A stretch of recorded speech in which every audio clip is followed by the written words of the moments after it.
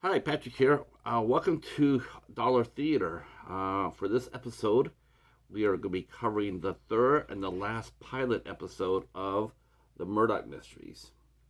By this time, if you've watched the show, then you've already know I've already covered the first two, and this is the third one, and it was filmed in 2004 and released in 2005.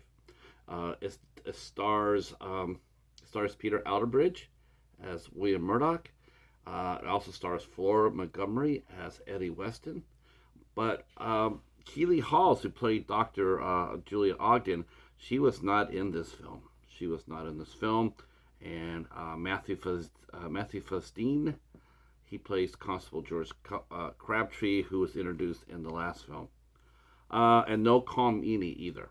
We get a different inspector. But we get most of the cast. We get most of it. So this was the third. This is the third the film made in 2005.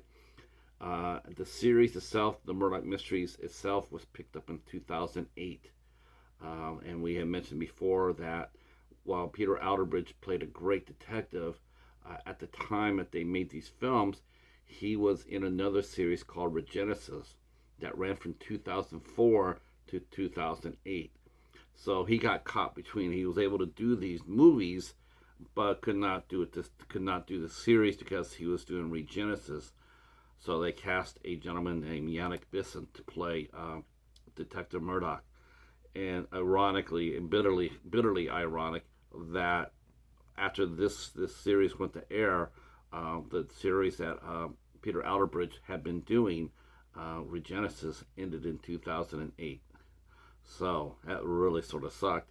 But Yannick Bisson did a fine enough job of that. He has starred as the detective for the going on to the 18th season. I think by the time, it'll be 300 episodes by the time the current season ends.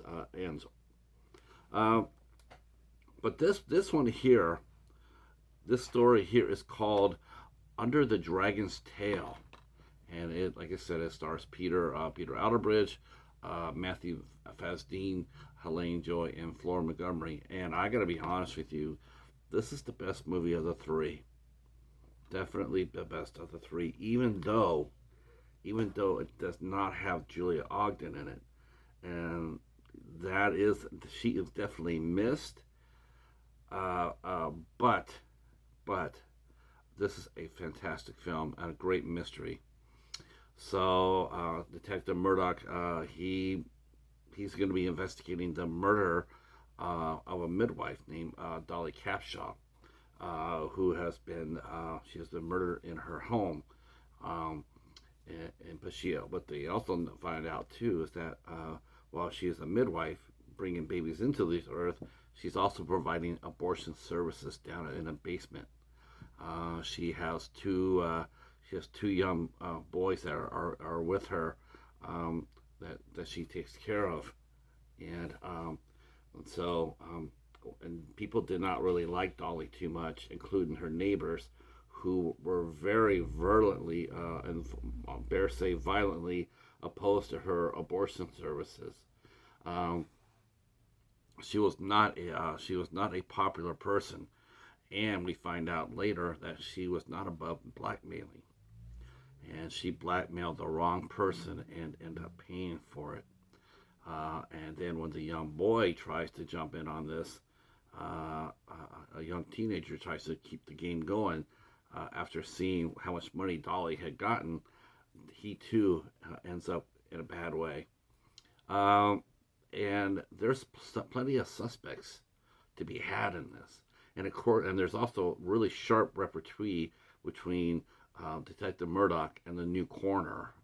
Uh, Detective Murdoch is a little envious of the coroner since he knows Julia really well. They went to school together, and he gives as good as he gets, which is really cool in this one because we actually see a little bit of some vinegar in Detective Murdoch.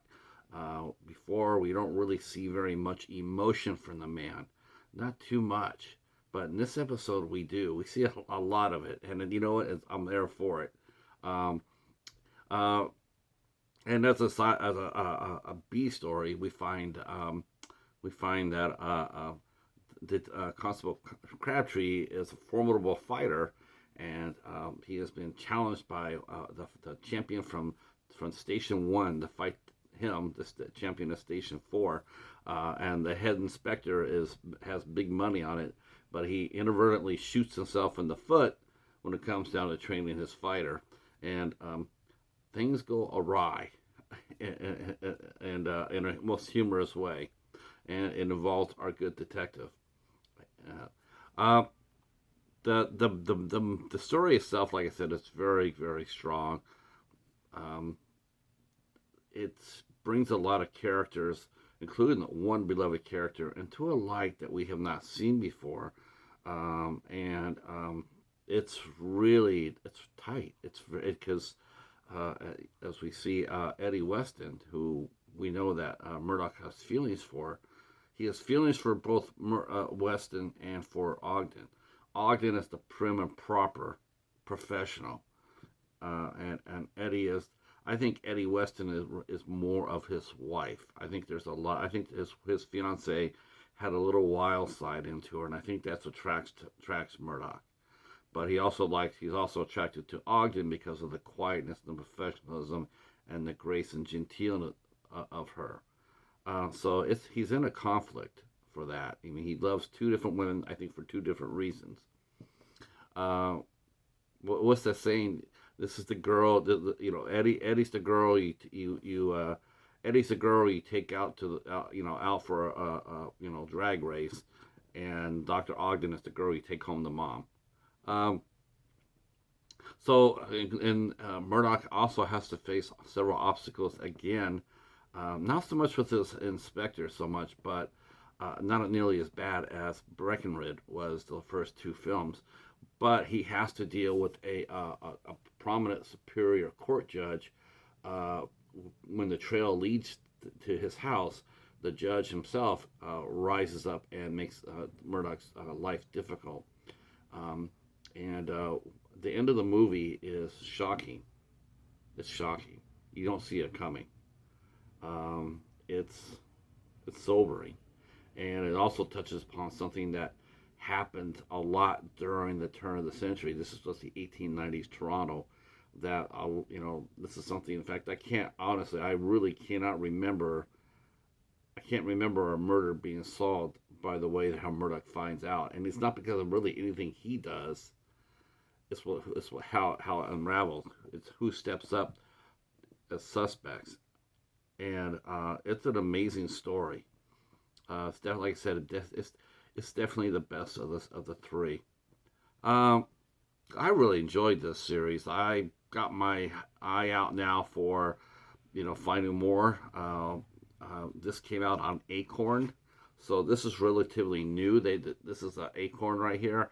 You can pick this up on eBay or Amazon or acorntv.com. Acorn itself, it releases a lot of English, Canadian, New Zealand, and Australian TV series. It's like the BBC. It's fantastic. Definitely highly recommend this. Um, I know, according to the views for the first, well, at least for the first episode, not too many people know who William Murdoch is in the United States. I hope that changes. I hope that changes. I hope that this review will get you curious to see who William Murdoch is in the world that he inhabits. And like I said before, the series is still going on today up in Canada.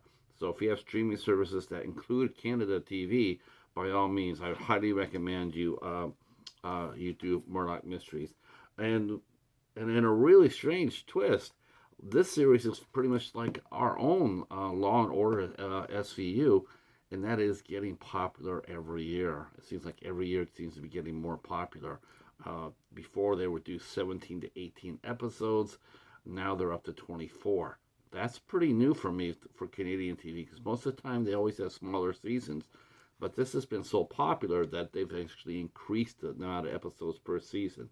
So, all right, that wraps up this series of the Murdoch Mysteries.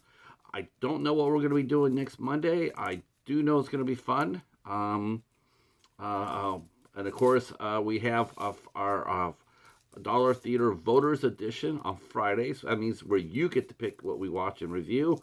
We have our winner. That review will be up later on Friday, and you can check it out. And I will be having a whole new slew of films that you can vote from. Hopefully you'll enjoy them. I don't know what they are. I really don't until literally when I go back to find out the 5 movies I'm going to pick out. Then we'll pick 5 out and let you guys vote. All right, thanks so much for watching. If you're new to the channel, hit the sub button, hit the like button, and drop a comment down below. That's something I really would appreciate. As a comment down below, and we answer them all. Thanks so much, and we'll see you next week for Dollar Theater. Peace.